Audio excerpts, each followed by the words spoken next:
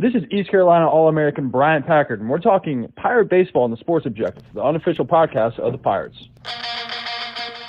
You're listening to Extra Innings, presented by Next Level Training Center on the Sports Objective. Join us every Sunday night on Facebook Live and our YouTube channel as we talk East Carolina baseball. ECU play-by-play voice Corey Gloor and others will join us as we look back at the previous week and take a look at what's ahead. Now, let's talk Pirate baseball.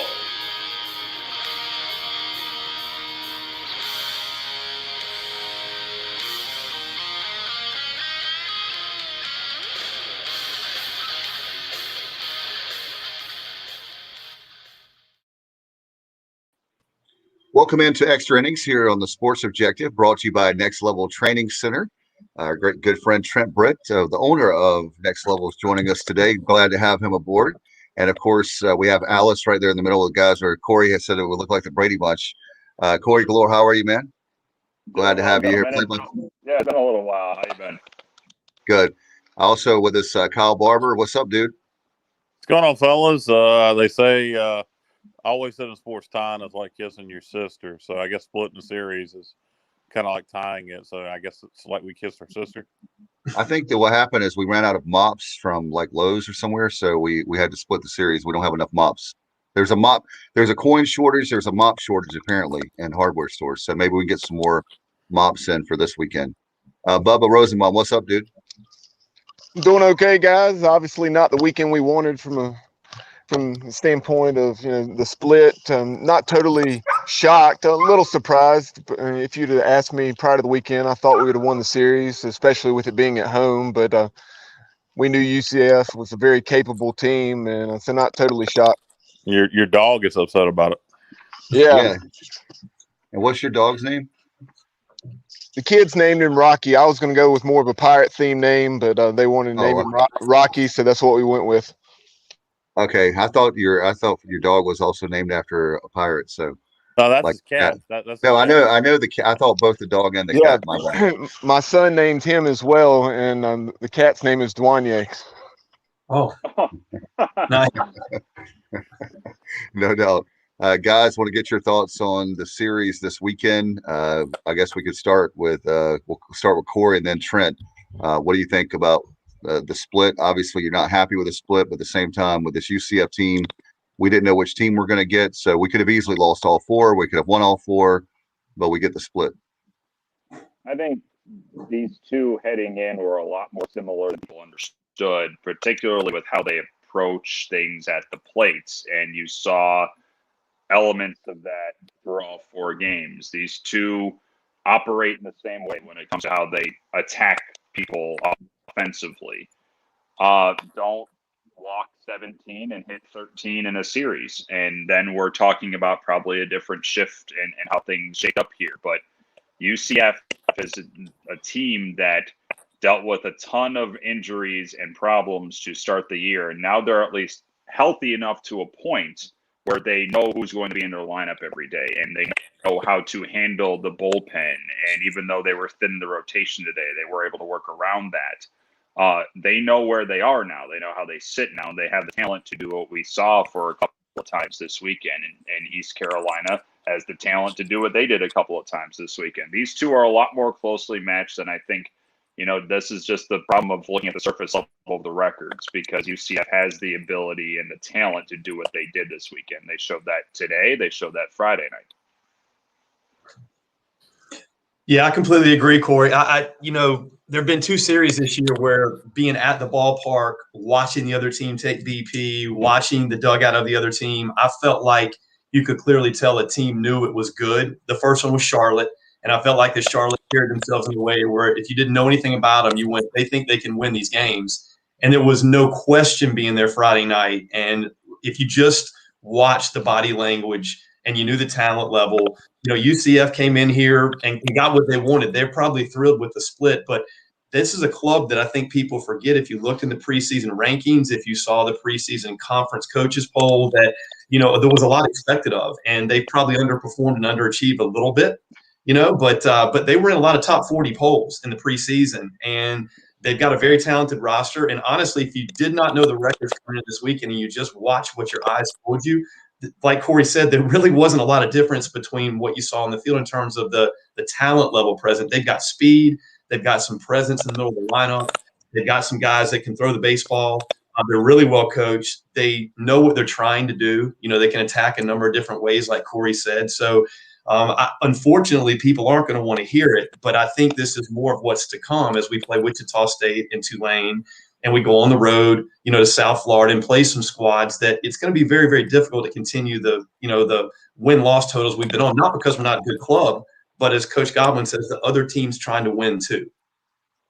Corey, Trent, do you guys think that not playing last weekend against Houston, how much of that contributed to some of the pitching woes this weekend with the hit batters, with the amount of guys walked? Just we were not as crisp coming out of the bullpen. Obviously, we were down a starter, so that affected the whole pitching rotation. How much do you guys think not playing last weekend affected that, if at all?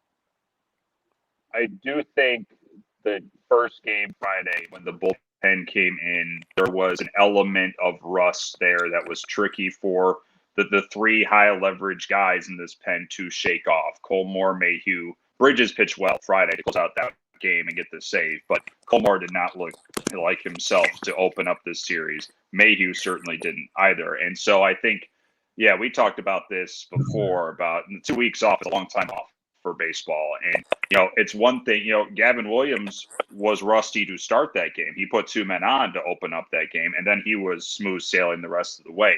He has the time as a starter to get into a rhythm.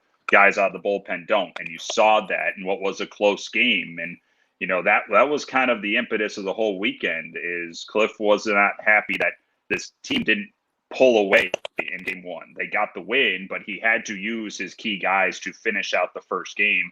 And that set the tone for the rest of the weekend. And not pitching in 2 weeks against other live competition. Yeah, I do think that was a small element of how we saw things play out on Friday and the back end of game one. And then the second game, it didn't seem like anybody could really hold the chain there up the bullpen. So I think it did play a small part in what happened. But when push comes to shove, as this weekend went along, most everyone we saw had a little bit of time by that point. And so still walking 10 batters like we saw today, it was just not in the cards. Yeah, I think one thing that people have to keep in mind too is, on top of everything else, keep in mind that most of these guys, if they play college baseball, are used to playing. They're not used to going 5 games between days anyway. They're used to playing on Tuesday and Wednesday, Tuesday or Wednesday.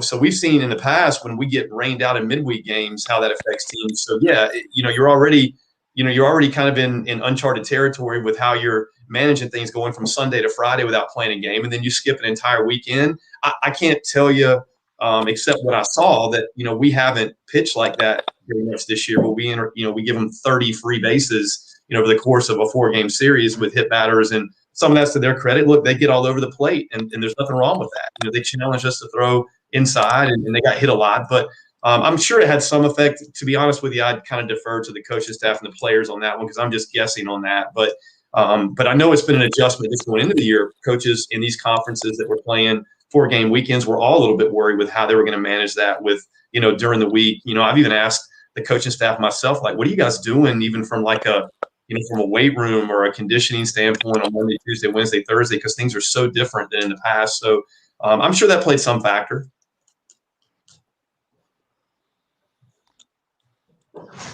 Good question, guys. I wanted to ask you, as far as pitching is concerned, as far as is it also a time of the season, because we know that, not making excuses, but we know how long of a baseball season it is. Is it also the fact that maybe some of the guys are injured, banged up a little bit, even with the week off, that they would be, in other words, they don't have their best stuff because of that? There could be. If there is that, I'll be honest, I haven't heard anything about that. The only thing that crept up this week was Hunt.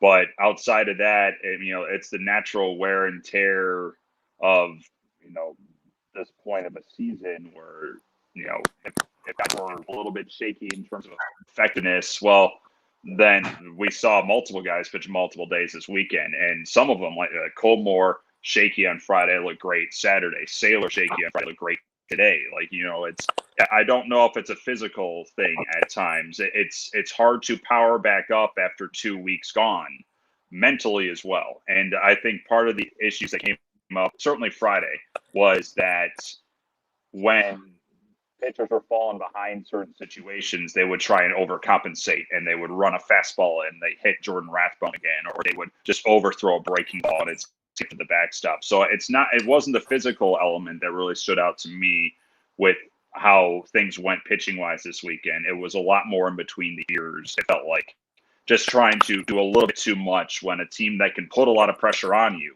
like UCF, started putting pressure on. You mentioned Wisnut being out, sore arm. Do you know exactly what the situation is? What happened, and do you have any idea if he'll see the mound against Wichita, or is it wait and see? I think that they're planning that he'll be good for Wichita State. They wanted to be cautious with him here this week because this happened in Houston when they were working together on Friday, and he was pitching a little bit and something flared up, and so they got him out as a precaution more than anything. From what I've heard, I don't know if the team thinks it's woefully serious right now, but they're going to be careful with a guy that's this young, this important, and when you're talking about something like arm soreness, you don't want to chance anything, even if it's minor. And so I think that they're still looking at this weekend. They're going to reassess him, see how he feels after a week of rest now, and see if he's good to go for the Shocker series. But from everything I've heard, I don't think there's a major concern about what Carson's dealing with right now. Outside of a plane crash, I don't think that Houston series could have went any worse. You get down there, you don't play. You could have had a series with Creighton had they called it earlier in the week, and then your damn pitcher gets hurt in the inter-squad scrimmage. I mean, good Lord. It was not an ideal weekend. That was not how East Carolina was hoping to draw things up a week ago. But that's now in the past, and now they've got a few more games back under their belt, and hopefully then we don't run to a situation like that again the rest of the way. Corey, did you at least get a great meal out of it at any point while you were in Houston? After the scrimmage on Friday, the entire team went out to like a Cajun place called Ragin' Cajun. It's right by the hotel, and figured out how many of those guys knew how to eat crawfish because some of them did, a lot of others didn't. Some were terrified of it. Let's just say Ryder Giles knows how to handle crawfish. Connor Norby does not know what to do with the crawfish because Ryder gave him you're supposed to pull it apart, pull off the tail, and then pull the meat out. And Connor just gave him the head and the body to work with, and he tried to put the whole thing in his mouth. So it was a great meal on Friday, and then we were back home Saturday afternoon. It was a very quick trip. Yeah, that's when you get the red beans and rice and the shrimp po' boy. Well, yeah, he didn't know how to. A couple of guys were wary about eating crawfish, but then you had a guy like I think Jay Kuchman ordered 3 pounds of it, so he was just going to town on it. It turned out to be they made the best out of a really unfortunate situation, and teams gelled together on the road, and that was only the third real weekend on the road this year. And if you count the Elon weekend as a weekend, which is hard to even say it was, so you spend all the time with each other on the road. You eat meals together. You travel together. You do everything on the road for 4 days. And to not have that with games, well, try to find a way to still put that together there. So play a little scrimmage, go out to a team meal, which with COVID, they still haven't really been able to do much here, and find a way to make the best out of that, even if you couldn't get a few games on your belt. So they're able to make lemonade out of that. But when push comes to shove, it's not what they were looking to do. I know Connor Norby played his high school ball east side of Winston-Salem, East Forsyth High School in Kernersville, but he's originally from Minnesota, so I guess maybe we should give him a pass on the crawfish thing. Well, I'm from Illinois, and I ate crawfish last weekend. I know how to deal with that. So yeah. But no, diving into Friday's game one, you talked about a little bit of a shaky start for Gavin on walking a couple guys there early on, but he settled down, of course, 6 1/3 and 10 Ks and 2 runs. on 3 hits. So just talk about his performance. And then the Pirates offensively got off to a good start, but they didn't keep adding to the lead, which is something that Coach Godwin referenced in the postgame. I thought Gavin, that was one of the better outings he had in terms of utilizing all 4 of his pitches. Like a few weeks ago against Memphis, it was fastball, slider. Well, Friday he was able to flash the 12-6 curveball. I think it's the best that curveballs looked this year. And then he also backed it up with a changeup. It was rare to break that out for Gavin, but he was able to support it with a changeup as well. So that was an outing in which he kind of got back to utilizing everything that he's been working on since coming to East Carolina. He walked on as just the fireball freshman guy who hits 100, and now he doesn't hit 100 anymore. He'll hit 97, 98, but that's because he has, one pitch he really trusts behind that, and 2 that he's really learning how to trust week in and week out. And I thought that's what he showed us Friday to open up this series, that he trusts all those pitches now in pretty much any situation, and he counts. So that was another ace level type performance from Gavin Williams. And then, I think when the Pirates got to a 4-0 lead, Cliff felt as though that the lineup just kind of eased off a little bit, and that led to using some key guys out of the bullpen late. And it's finding the balance of figuring out how to finish out the first game and recognizing how many more games are to come in the span of a weekend. And if the Pirates are able to grab a couple more runs there when they were really performing well against Zach Hunsaker, who got the spot start, then the Friday night game looks a little bit different in terms of who's available for you. And then that transitions to Saturday. So it's the micro and the macro of a 4-game and 3-day series. And even though the Pirates got the win in game 1, it wasn't quite managing the end of that game the way that the coaching staff was hoping for to set them up for a good shot for the rest of the weekend. Yeah, no doubt. And also, guys, I want to mention, the way I look at the schedule, we talk about it on a weekly basis, but it looks like to me that, basically it's like a regional every single week, the way that our conference schedule is set up. So we need to look at, with Wichita coming up, you have Tulane coming up, you have Cincinnati, USF. It's not going to be an easy ride, but the same thing, once you get regional play and super regional and hopefully Omaha, it's not going to be easy the rest of the way. There's no give-me's in baseball. I just think it's more about learning how to finish the game in the best way possible. That was the message after game 1, and then that bled to game 2. Because if they're able to just keep on barreling towards the finish line and get a comfortable win in game 1. Remember the first couple of weeks, there were a couple of run rule victories in there for East Carolina because they saw things through the finish line in double headers. You got to start off at 100% and keep it going as long as you can, 1 through 9 innings. And that means better at-bats offensively. Once you get a good lead, keep it going. What were you doing to get to that point? Well, keep attacking that way. Pitchers will adjust. You'll eventually get into different pitchers when the bullpen comes in. So how do you keep that persistent attack going at the plate, especially to start off a weekend like we saw Friday afternoon? If you keep that thing going even more, then maybe things look a little bit different from how we're sitting now.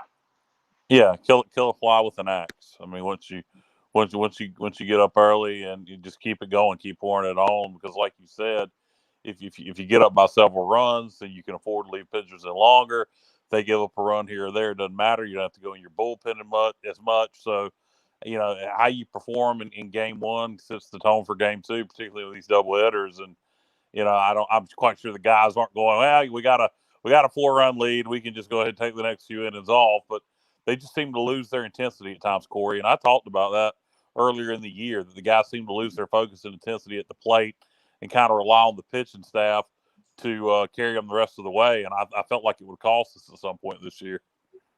Yeah, and maybe that came in for game 2 on Friday because and maybe this is also a little springboard after what your first question, Kyle, having 2 weeks off. And does the lineup just kind of, we did our part. And now we're good. We got a 4-run lead and our ace is on the mound. Well, eventually Gavin's going to leave. And even though the bullpen's been great this year, well, they struggled to finish out Friday's game, the first 2 out of the bullpen. So you got to stay as locked in as possible. Even though it looks as though things are comfortable, you've been great all season long. You're playing teams that are not going to just drift off on you. And so, yeah, it has happened a few times this year. And it did happen at the end of Friday's game. And that's part of what led to Friday night and suffering that loss. It's in the back end of that doubleheader. So they responded well right after that on Saturday. But how you got to keep it up, keep it going throughout the span of a game, and not just rest on your laurels as a lineup and think you've done the job when there's still got 9 more outs to get by that point when Gavin left the game. So you got to keep on going, because this sport can get really weird, really wonky. And suddenly a blowout game turns into a tight game pretty quick, as we saw Saturday. Yeah, you talked about game 2 Friday night. Pirates lose 10-5. Not something we've experienced very much this year, is a team kind of doubling us up and kind of, putting it away. So talk about that. Am I? I guess we lost twice this weekend by 5 runs. Not very many losses this year. With maybe the exception of one of our road games at Wilmington or Chapel Hill. Or both of those. I said the Wilmington game down in Wilmington was like 10-2 or something like that, okay. and then 8-1 in Chapel Hill. Okay, so yeah, besides those 2 games, this is the only 2 games where we've really lost by multiple runs. Yeah, don't hit the 3-hole hitter 4 times at that game 2 on Friday.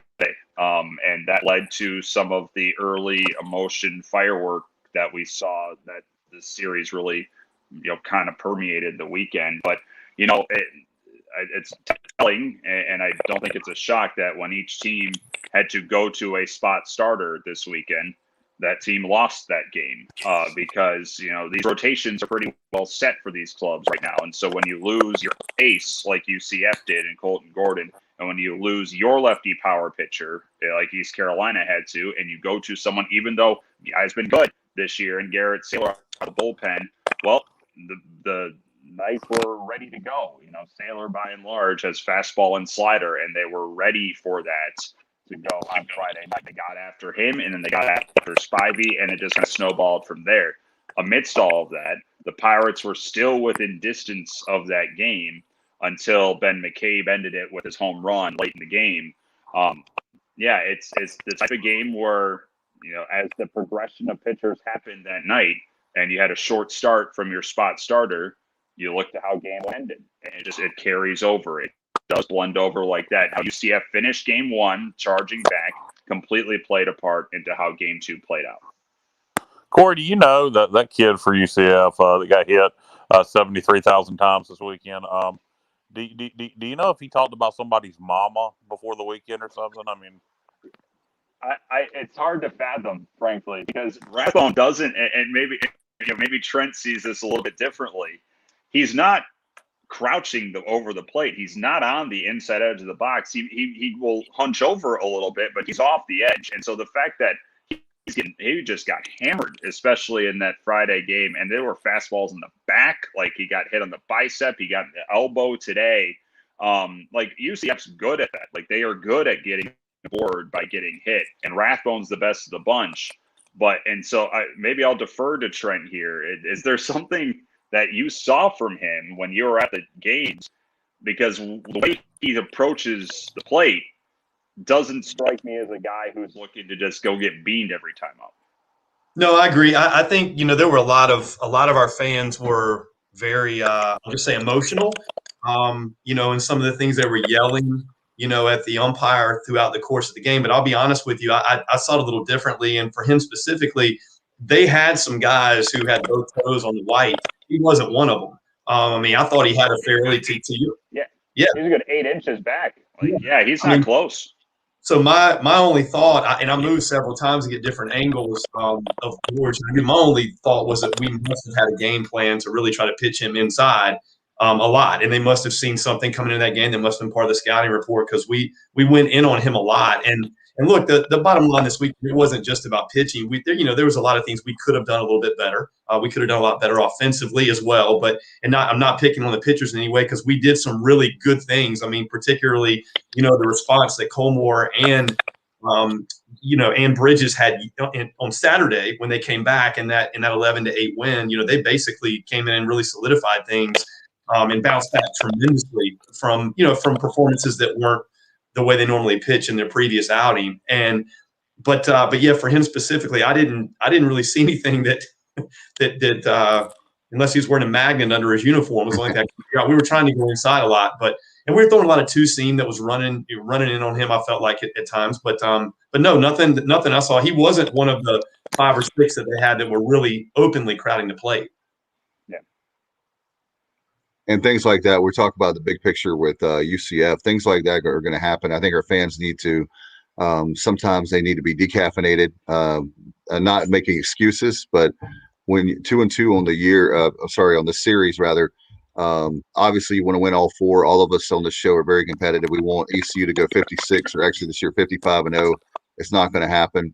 It would be awesome if it would happen, but it's not going to happen. So we've been spoiled a lot lately, and UCF beat Mississippi early in the season. I know they were number 1 at the time. They beat them at Ole Miss, I believe, if my memory serves me right. So it's not like this team, anybody that came in and thought we were easily going to mop up UCF. I don't think that, I think that was very unrealistic.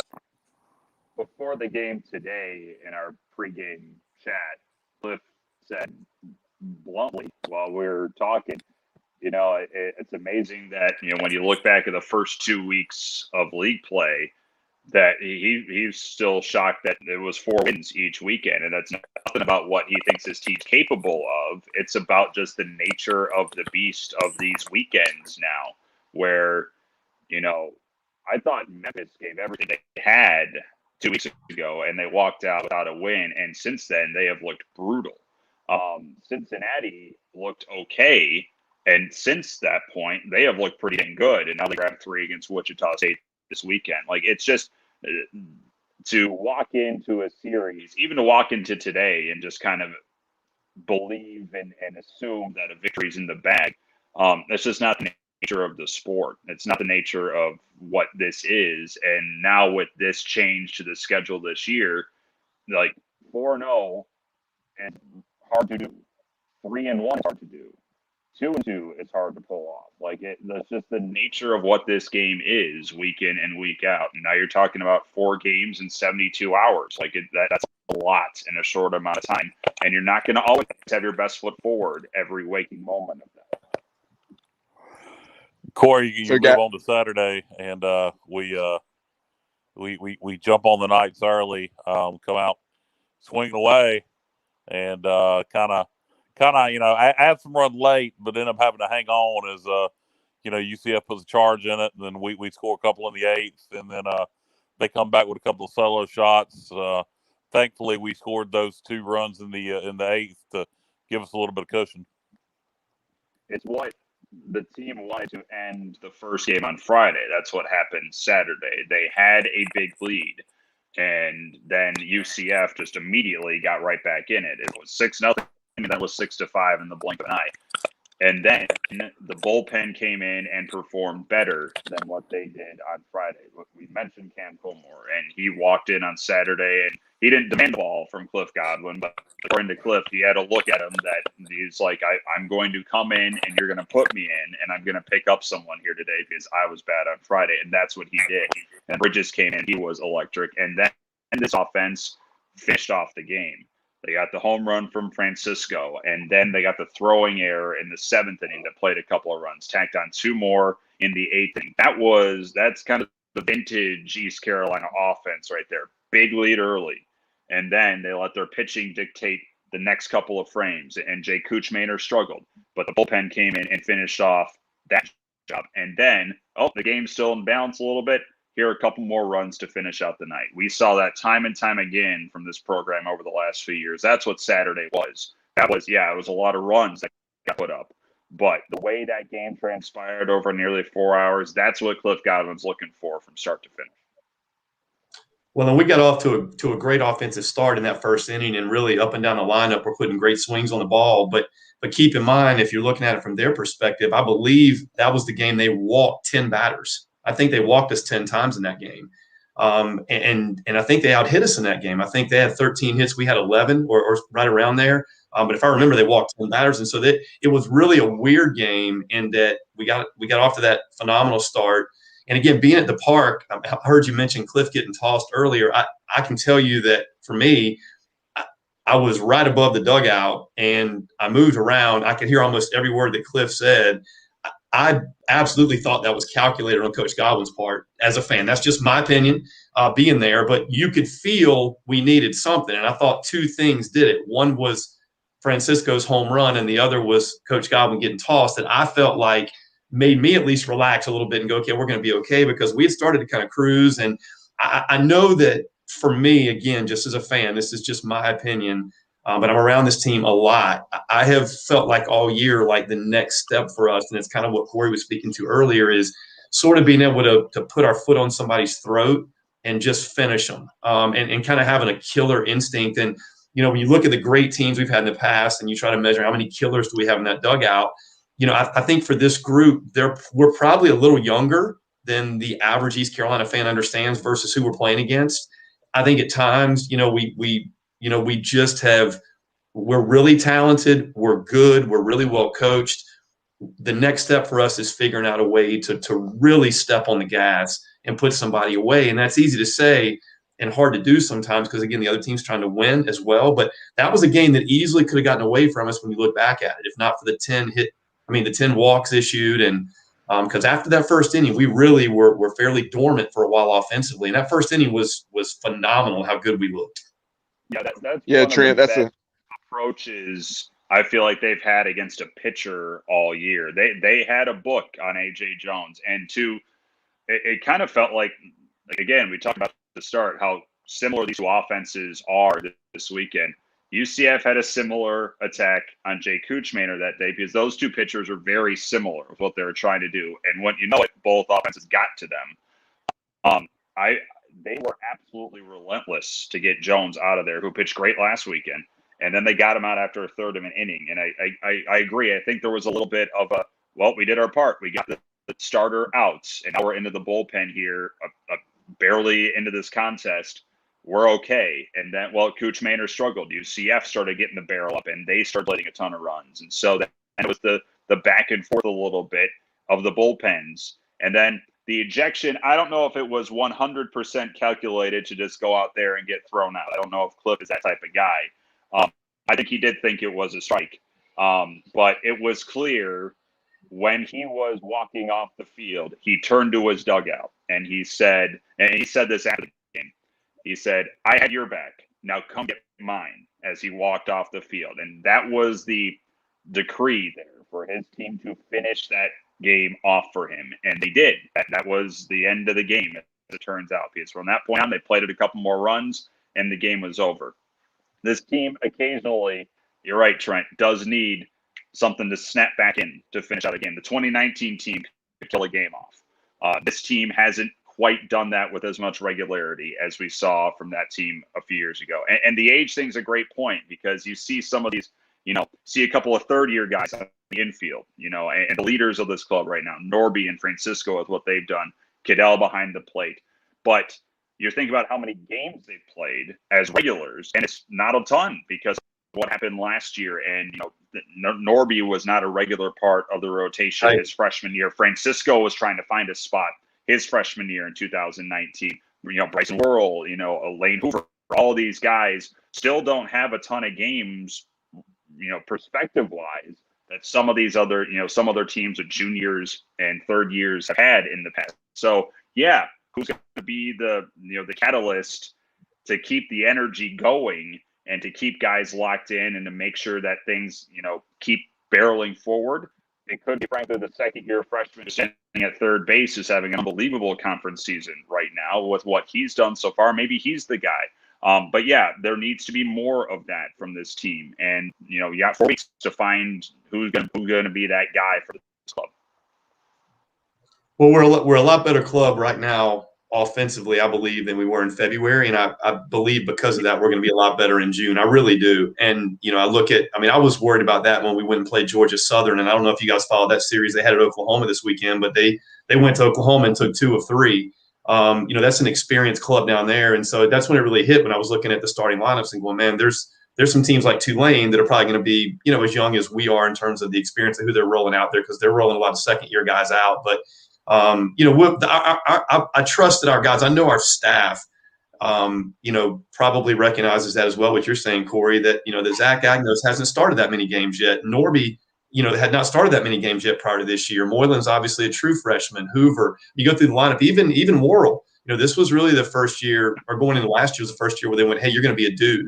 So it's, I think there's still so much growth that's going to occur with this group. And it'll be fun to watch. And like I said, the reason I've got a lot of hope, and for all we've accomplished so far, I still think this team has got a lot more things it can get better at. And to me, that's really exciting.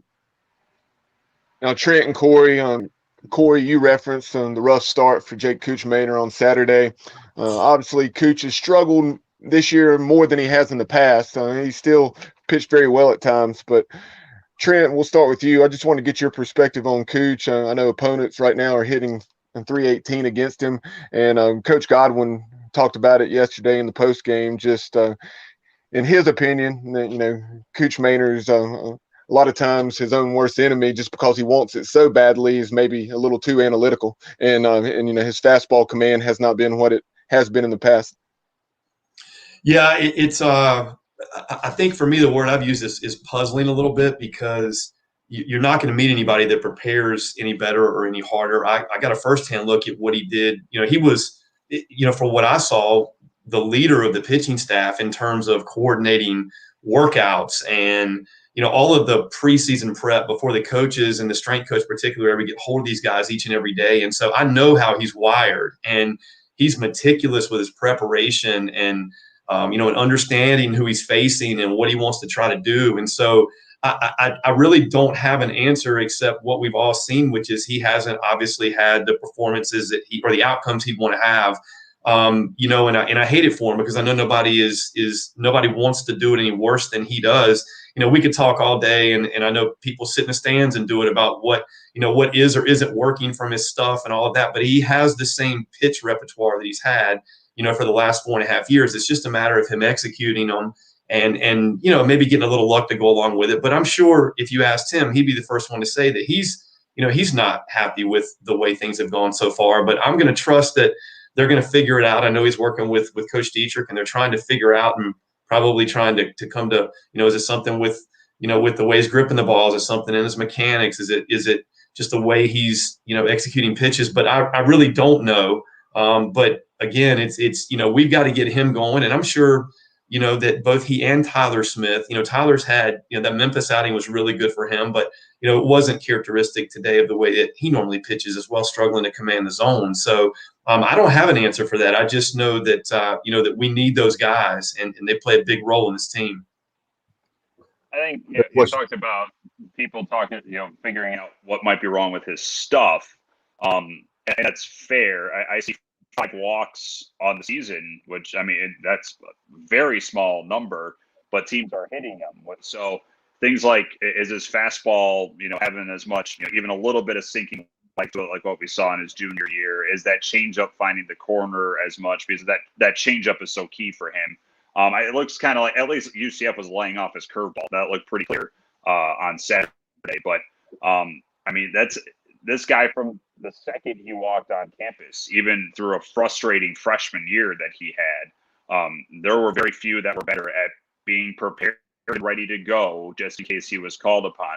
He is the guy that Alec Burleson coins as the reason why he became the player that he became. And now we see what Alec, a second-round draft pick, because they were roommates. They came out of the same area, and Alec saw how Jake prepared, even though Jake wasn't getting time in his freshman year, and Alec remade himself because of what Kuchmaner was doing. They're two incredibly close friends, and so we know the work ethic of what Jake Kuchmaner is. He is a straight-up dog when he's on the mound. He'll find a way to get you through, even when not performing to his A level. He has some of the craftiest stuff on this team, and by and large, it's still there from everything I've seen.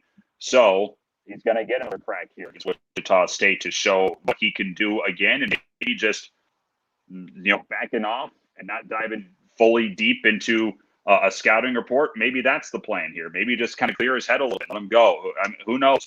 Because this game is fickle, and for one of the best preparers on this team, it's hitting him hard right now. So he has the clarity in between his ears to handle a lot of adversity, and this is probably the biggest that he has had so far in his career.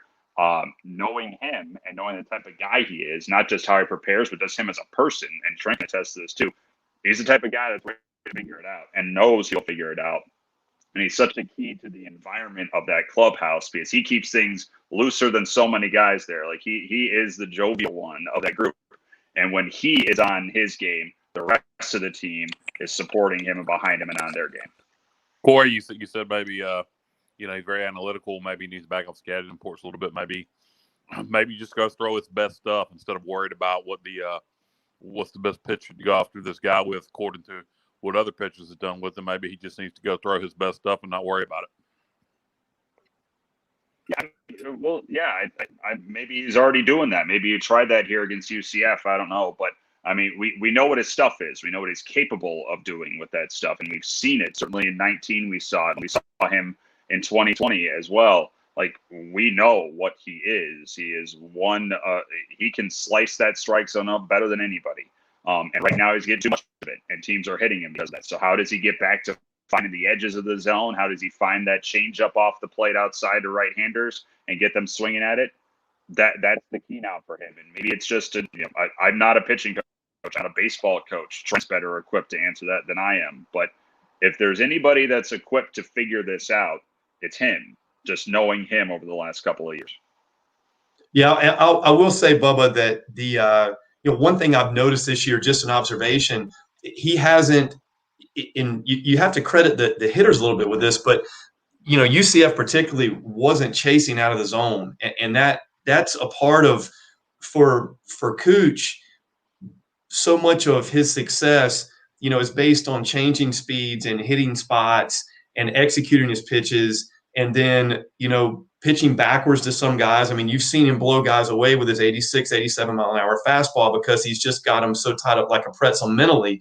But some of that's because he's able to expand the zone with some of those guys a little bit. And, for whatever reason, the last couple of outings, the guys just haven't chased some of that stuff. And UCF laid off all of it. I was, again, I was there behind the plate for his start, and they just weren't chasing. And so it put him in a lot of counts.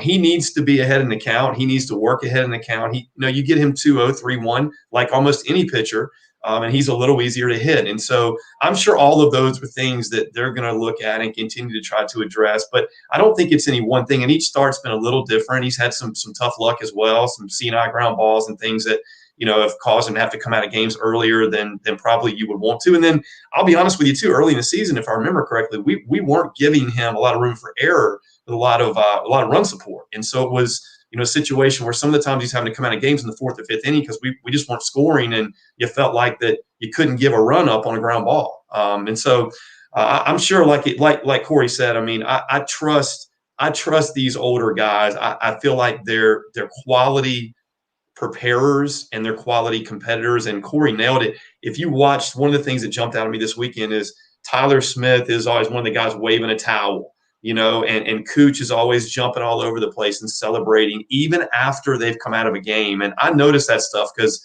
that's not always the case with people. And to be able to continue to be all in with the team when maybe you're not having your best day, you always are just going to root for a guy like that. And like Corey said, we've seen what he looks like when he's good, and his good is real good.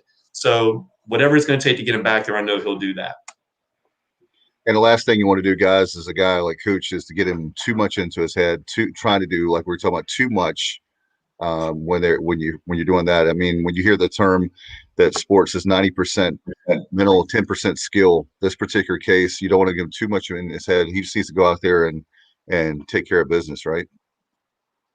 Yeah, you don't want to overload anybody with, all right, here are a bunch of meticulous things that maybe we can change right now and fix, because maybe the change up, it needs just a slightly more RPMs to it. Like, here's how we do that sort of thing. Like, you don't want to drown people in information when you're struggling like this, because that just makes the mountain steeper. And so, if there is a guy on this pitching staff that can handle a download of information like that, it is him. But yeah, there's a capacity for everybody.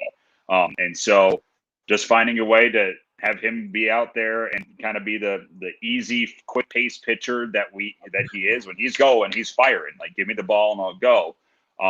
Like that's the key now for him, for Jason Dietrich, for Cliff Godwin to get him back to that point. And it might not be immediate, but they're going to certainly work on it. Just expanding on what Trent's saying a little bit, as far as, Coach Godwin's confidence in these guys, Tyler Smith and him being in the program for so long, just like Jake Kuchmaner. You saw it in the post game today. Coach Godwin said, "Call me crazy, but I think we'll come out and pitch very well at Wichita next weekend." Yeah, I mean, they're not going to give 30 free passes this weekend at Wichita. Like, I'm going to put my money on that now. They're not going to hit 13 batters. Like, that's just not going to be in the cards this weekend. And it was the case of trying to do a little bit too much at times, and suddenly there are base runners everywhere behind you. That it can happen in a flash in this sport. Tyler today, that's certainly not the Tyler Smith we've seen throughout his career. Like, he could not find his fastball, bar none. Like, the Knights completely took that away from him. And if he can't get that sink going and get that contact going, then what happened today happens, because he relies so much on that two-seamer. These guys are all better than what we saw over the last 2 days of this series. Kuchman or Smith, they are better than what we got here. And they faced a lineup that exploited them. They faced a lineup that, Kuchmaner leaves it in the zone. And so UCF hit it out of the zone. Well, if Tyler's fastball is not sinking, it's going to miss off the plate. And UCF didn't swing at it at all. And so they made him go to his curveball. So it's stuff like that a very savvy team, a well-coached team, and a well-coached lineup is able to do against some high-quality pitchers. Pirates do it to a lot of teams, and UCF did it a couple times too this weekend. Moving ahead to next weekend with Wichita State, guys, I know that we're split 4-4. We have a 500 record on the road. What do we have to do to have the kind of success we've had at home on the road with the likes of Wichita State? Don't hit 13 batters. I mean, don't hit 13 batters. And finish off games. Because you're not going to have. I know the crowds are great this weekend, especially today. Like, I thought that crowd would, like, even when it was clear that things were going to miss early on today, the crowd just on its own was trying to rally behind Tyler Smith in the third inning when the bases were loaded, trying to get him through it. Like, that was great. They were unprompted. They were battling for him, and then they were trying to keep this team in it today, like, and trying to lug them through and get them something offensively against Sinclair, which they couldn't figure him out at all today. You're not going to have that this weekend, and the Pirates haven't had a lot of tests on the road. We talked about this a few weeks ago, guys. We thought they were going to get one at Houston. Funny how that works. And so now they're going to get one at Wichita State, and that ballpark should have been buzzing. But with Schecter's struggles here of late, we'll see what the fan interest is to go out to that series this weekend. That's a great baseball fan base, and they will likely see a top 15, top 10 team come in and still try and come out and fill that place to whatever capacity they have there in Wichita.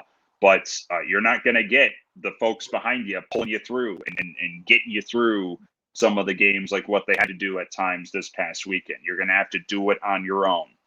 Trent talked about this a few minutes ago. Who's going to be the catalyst to keep the energy going, to keep the pedal down, to finish out games against a pretty good team on the road? We're starting to see some guys, don't underestimate what Zach Agnos did this weekend. I felt like he if we get that bat going, that's one more to kind of add in the mix of guys that are beginning to play to their capabilities and their talents. And again, remember how young Zach is. So I wasn't sleeping on him. I was just waiting for him to get going, and he looks very comfortable at the plate right now. I heard Coach Godwin's, I think, post-game interview with you, Corey, where he was just talking about him kind of getting out of his own head a little bit. And that's so much of it. So one by one, if you can start kind of offensively checking guys off and going, okay, he's good. Obviously right now Francisco's locked in. Norby's been locked in all year long. Cadell's going to be Cadell. He's got double-digit home runs already. You can go on down the list of guys. And there's going to be ebbs and flows to it. But I think that was one of the positive takeaways for me was, I saw some young arms that haven't had a lot of time on the mound do some good things this weekend, and maybe that means they're going to get run back out there again, and we're going to need that. Agnos getting going was big. And I think the biggest thing is, guys, we're 28-7. We're 28-7. So they know who they are. Like, the team knows that. They know they're 28-7. Wichita State would love to be 28-7. They're 20-15 after 35 games, and they're good, but they're not 28-7. And so I think our guys will be hungry to get there and play. And like Corey said earlier, sometimes going on the road can kind of give you a hyper focus about what you're there for, what's your job. There's no distractions.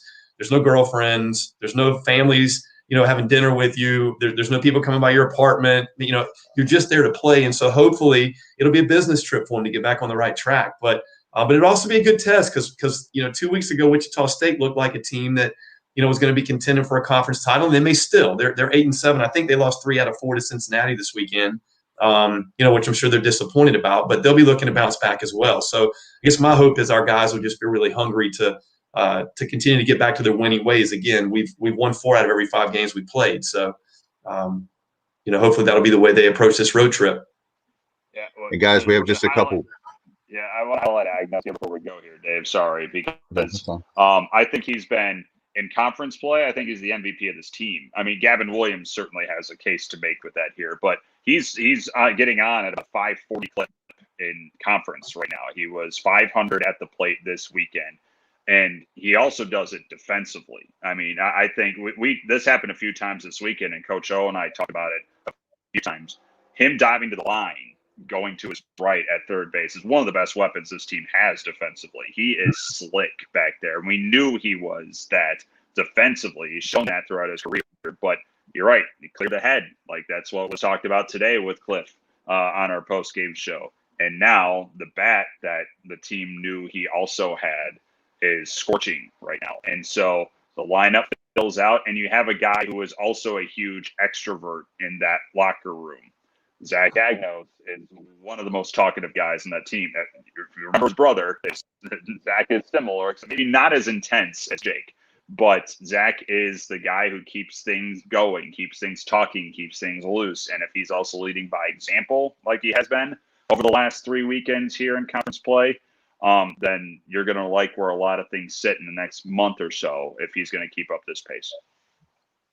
And guys, another point to add on to that is he's going back to what you're talking about, Trent. He's young, right? I mean, he's a young player. So you take away the 2020 season, and I mean, he didn't have but a handful, 15 games, I guess it was. It was not many of the 2020 season. So he's relatively young as far as experience is concerned. Yeah, and I think that's the reason why, again, when I look at who we're rolling with right now, I feel like these guys, again, I look back, I always try to look in 30-day increments and say, are we better than we were 30 days ago in certain areas? And you're going to have ebbs and flows. Look, there's an old saying that pitching kind of dominates the first third of the season, then offense takes over, then pitching comes back the last third. It just sort of, over a 60-game college season or 56, always seems to flow that way. And we're in the period of time right now where offense usually kind of carries teams a lot of the weekends and a lot of the games, and the pitching kind of starts to come back. It's just the way it's gone. And, you got to be capable of winning a lot of different ways. And I know Coach G talks about that a lot. And this club's shown it can do that, but it can do it more. I mean, we can win pitching or we can win offensively, but I don't really care how we do it as long as we do it. And different games are going to call for you to do it different ways. They just are. And that's not just us, by the way. If you follow college baseball, that is every single Tuesday, Wednesday, Friday, Saturday, or Sunday. There are scores that you look at and shake your head every single week, with teams, whether they're winning or losing. So I trust we're going to continue to get better in every area, and we'll bounce back against Wichita State next week. This team, it's nice to bounce back, by the way. Yeah, they got split. Nice to bounce back when we split. Yeah. This team chops up their season 11-game increments with the 56 kind of tailing at the back end there. Now this year, you're talking about 50 games because they've lost 5 now due to postponements. So 10-game increments here. We're into the 4th batch of that right now, and the first 3 have gone pretty damn well. And so, yeah, there's still plenty of time for this team to, there's only one team in the nation that is not talking about losing right now. Everyone else has losses on their schedule, and the Pirates had 2 this weekend. They had 2 wins this weekend. They still sit towards the top of this league. They still sit in the top 15 RPI. They're still in a really good spot. Yeah, Corey, speaking of Fairfield, I heard your conversation with Coach O, and the ESPN announcer saying, maybe it's time to do away with the RPI. Just not even count that this year. Like you said, it's funny when it can benefit a team like Fairfield. We should just do away with it. Yeah, I mean, I certainly connected those dots. And yet this year, with everything going on and the protocols and how schedules look different, RPI is flawed. But Fairfield's done everything they could possibly do to be in this discussion, and they should be in the discussion. I don't know if they're capable of hosting anything.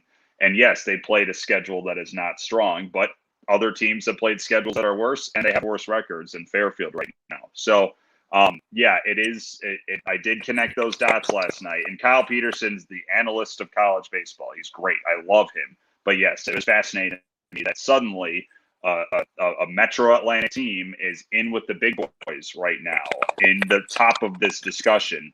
And, maybe now's the year we should ease off on using this metric that we've used now for the last couple of years to slide everything together.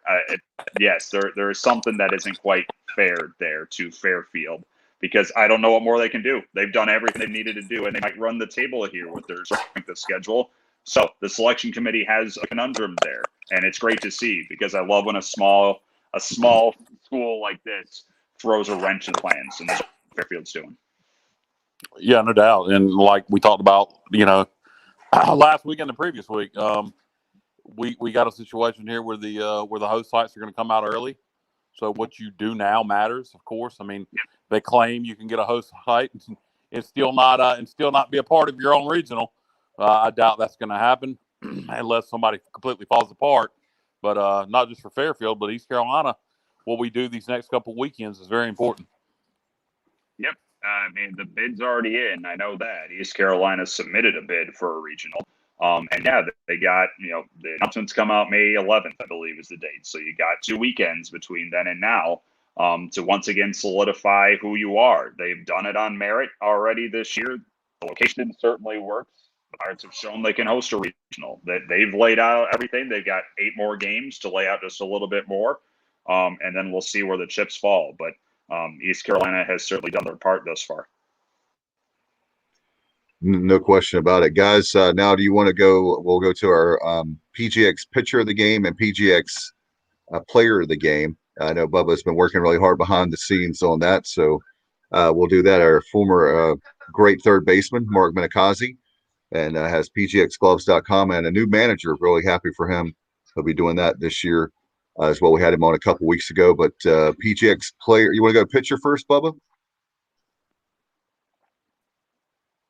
Our PGX pitcher of the week, Gavin Williams, 6 1/3, 2 runs. Both of those were earned on 3 hits, 10 strikeouts to that 1 walk in the series opener. So congratulations to Gavin, a multi-time winner as you would expect. And then our PGX player of the week, Thomas Francisco, 9 of 16, 2 home runs, a pair of doubles, 6 runs driven in. Quite a week for Thomas, and Franny's up to I think 399 now, so he's right there. Connor Norby's 428, and then you have Franny at 399. Now, honorable mention, I don't want to leave out Zach Agnos, and what a weekend he had, 8 out of 16. He's up to 265. No doubt about it, guys. Both of those well deserved for the player of the week and pitcher of the week.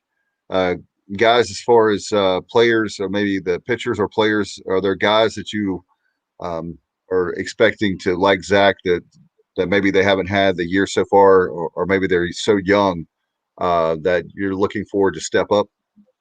Maybe some guys are off the radar. I don't.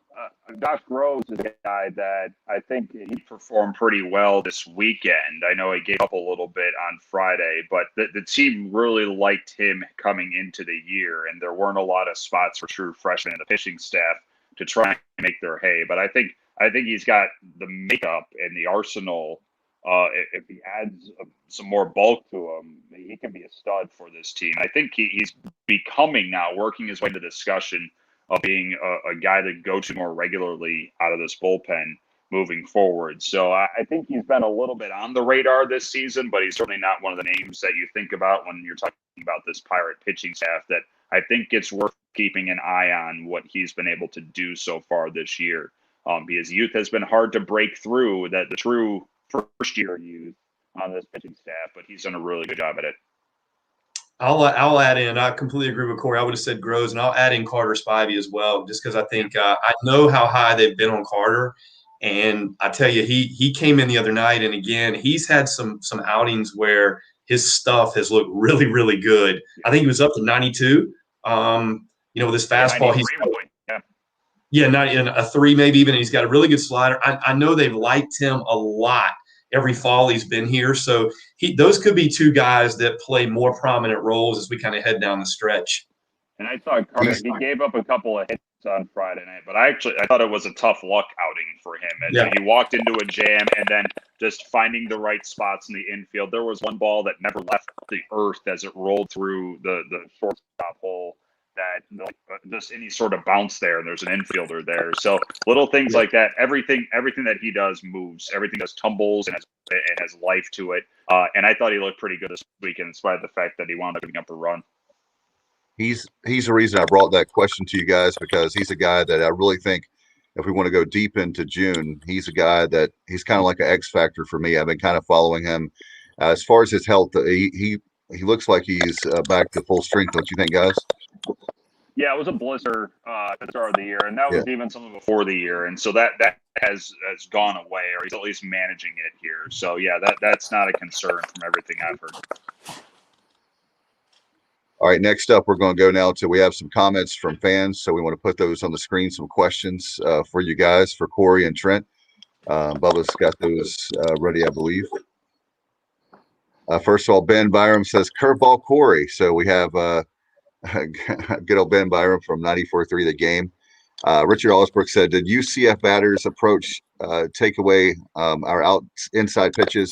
We hit a lot of batters this weekend, and there was a lot of talk of UCF batters crowding the plate and being outside the batter's box. We talked about that earlier, but want to get your comments on that. Not a ton. I think we were trying to throw inside, as Trent was saying, and there are a couple of guys.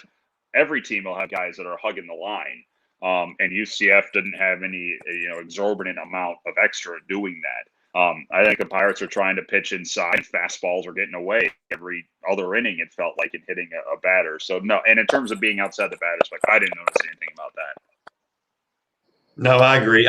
People yell that all the time, but I think it's a little bit misunderstood what the rule is. I didn't see, you hear people yelling, get back and get in the box, and they're out of the box. And I didn't see that at all. What I saw was guys, we probably could have pitched a little better, combined with the fact that they don't move. When the ball's coming at them, they take it. That's part of the repertoire. It reminds me a lot of Campbell.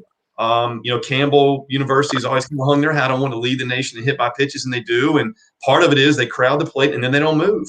So they leave it up to the umpire to make the hard decision, and that's a lot of what UCF did this weekend as well. There's nothing wrong with that. They weren't doing anything illegal. As long as you're not getting hit by strikes, then it's all legal. I mean, if they're not sitting on the strike zone, they can get hit until they want to stop getting hit. Campbell, I feel, we didn't see him this year, obviously. I feel Campbell does crowd more than what we saw from UCF this weekend. But, yeah, they don't move. They don't move. If a pitch is coming their way, the only way they're moving is to make sure it hits the least painful part of their body. And they had to do that a lot this weekend. All right, we'll go to our next, question. We have up. I know we had, I believe, one more. I'll put it up there. ECU Pirate Nation says, huge bomb by Zach. Thought we had a chance to catch it in the megaphones, but it kept going and going and going. 118 feet was the final distance on that one. That beats Francisco's on Saturday when he hit the top of the video board. So, I mean, it was obliterated by Agnos. That's two. He's had two this year, and they both have not been cheapies. Jack Sinclair made one mistake, frankly, in his outing, and that was leaving a fastball middle in to Agnos, and he did not miss it. The question, Bubba, you ready now for the AAC results? Looking around the conference, so we can do that. Yeah, we'll start off with next week's opponent, Wichita. They were on the road at Cincinnati, and they saw their struggles continue. Last weekend, they dropped all three down at Tulane, and this week they dropped 3 or 4 to the Bearcats, and so 6 out of 7 they've lost. And then I think I was looking up the results between USF and Houston. I believe they split their 4-game set. Yeah, they had 2 double headers back to back, and I know USF won the game or the first game today, 7 innings. I'm pretty sure Houston won the second game today. Yeah, Wichita has a couple of horses leading their rotation, but Cincinnati got to them this weekend. I mean, they ruled the second game of that doubleheader on Friday, and I walked out of that series with Cincinnati a few weeks ago. That's a veteran old lineup. We talked about the age for East Carolina. Well, Cincinnati's older, and it felt like they put it together this weekend offensively, and the Pirates see them again. So that will be something to keep an eye on moving forward in 3 weeks. The Pirates rematch with a very old and now wiser Bearcat team. It's going to be an important litmus test, I think, coming up against Wichita, a team that you can push them way out right now if you go in and you're able to take care of your business this weekend at X Stadium. Or Wichita's right back in the mix. Like it's amazing how things can change over the span of 3 days in this league.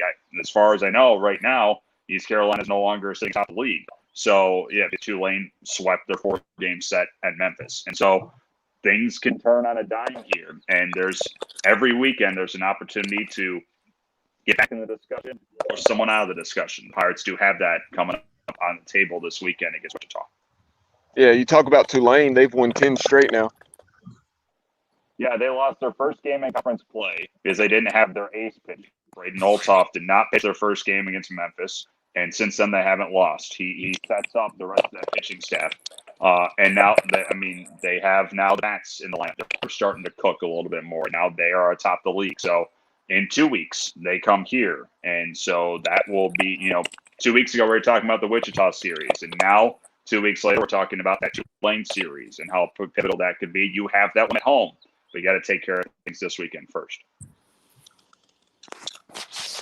No doubt about it. It's going to be a great series, Wichita State. We'll take what we have in front of us. Trent, before we leave, I know Trent, appreciate everything you've done. Alexander's doing very well. My son went to a camp at Next Level probably a month or so ago, and he's been just on a tear right now. So thank you. I think that having experience there with you guys really helped him preseason, and certainly I want to give you a shout out for that publicly, as I told you privately.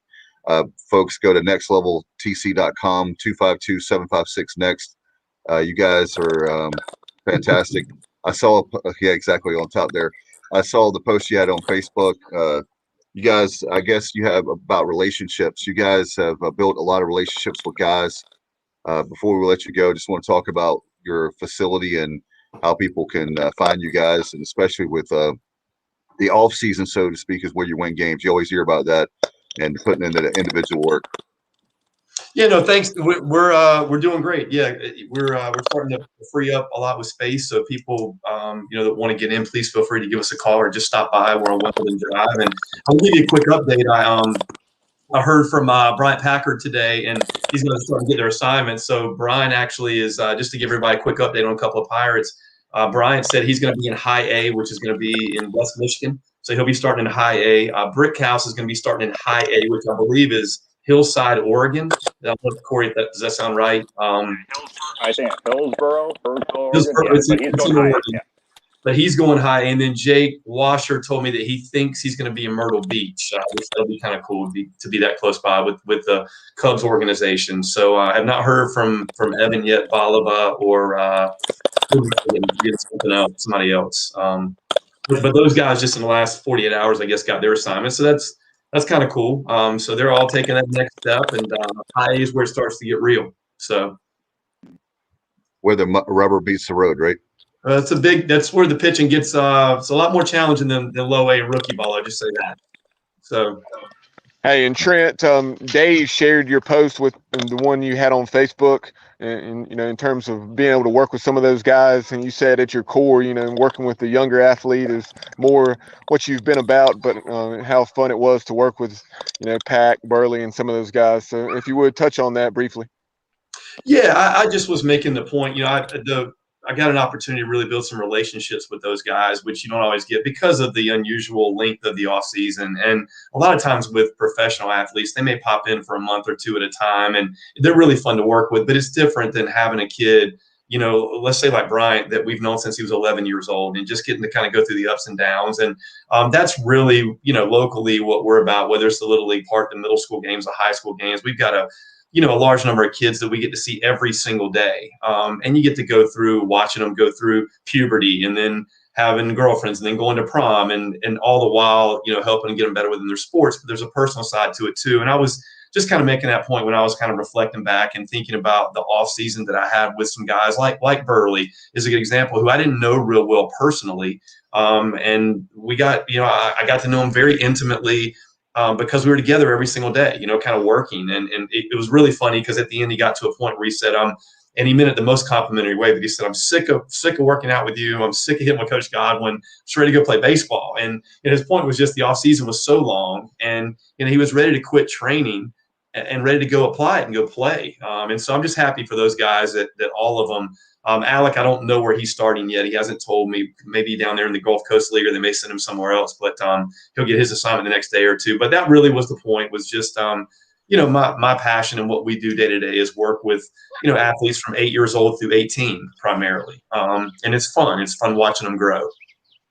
And you bring up Burley in the Cardinals organization. So, I apologize, Kyle, but since he brought up Burley, with him being in the Cardinals organization, you also have Holba and then and Cruz, etc. Go, Corey. I was just going to say, I had to spend, I'm not training for baseball.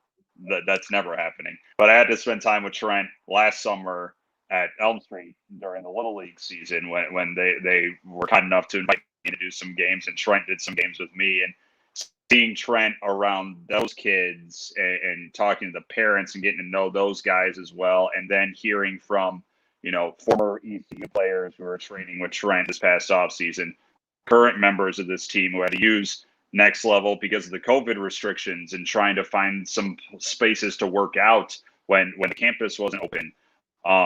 There's not a piece of baseball in this community that Trent is not tied to in some capacity. And baseball is such a great part of this area.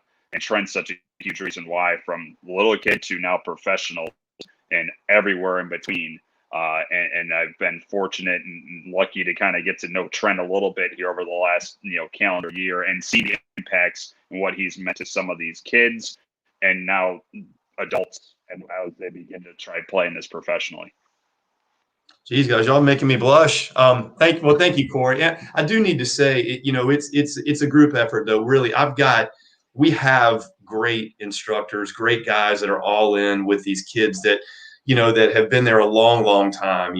Coach Lance Martin and Coach Rodney Harris, particularly, who have been there for longer than Next Levels even existed. And I think all of them, the common thing we all share is they just enjoy working with kids and celebrating success with them, and my wife is heavily involved. If she didn't do what she did on the front end, I wouldn't be allowed to go pop all over the ballparks and be at ballparks all the time and see these kids play. So it's fun. And we've got a lot of folks. It would take too long to mention all of them, but our staff and everybody that's there enjoys what they do. It's fun. And we're in an area where we're really blessed that you can be as good as you want to be. Whatever talent God has blessed you with, you've got every resource you need. It's not just us. It's, whether it's junior college ball or East Carolina or the high schools here or the little leagues in this area, everybody's good. And the softball leagues, and we'll be hosting the World Series. So there's so many resources there for people, and we're glad to get to play our part in that.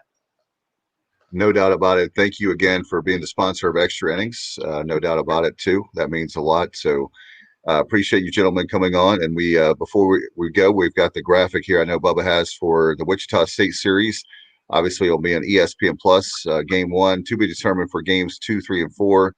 And obviously, you can listen to our good buddy on the Learfield IMG College broadcast on 94.3 The Game and the TuneIn Radio app. And that's, of course, our good friend Corey Gloor will be out there in X Stadium in Wichita, Kansas. So Wichita State's going to be a great one.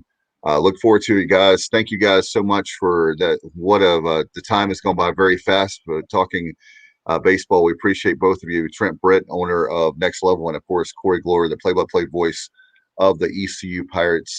It's going to be the baseball team. It's going to be fantastic, guys. I'm looking forward to the next few weeks. It's going to be critical for this season.